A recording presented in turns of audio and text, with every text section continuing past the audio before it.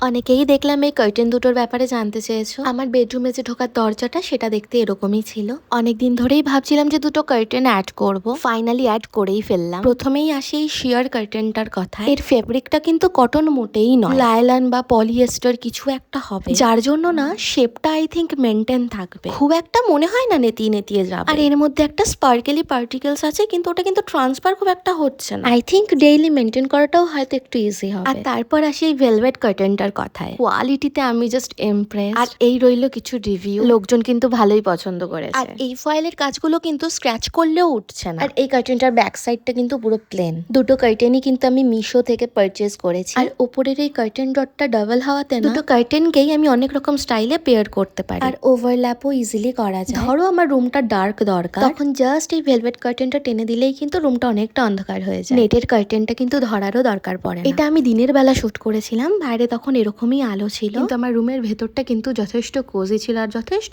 Dark ঠিকঠাক ছিল। আর আমি মিরর সেলফি নিতেও পছন্দ করি, তো মিরর থেকেও কিন্তু ব্যাকগ্রাউন্ডটা খুব সুন্দর লাগছিল দেখতে। যতটাই প্রিমিয়াম ততটাই বাজেট ফ্রেন্ডলি, দুটোই মিশোর থেকে নেওয়া। যদি লিংক লাগে তাহলে কমেন্ট করো।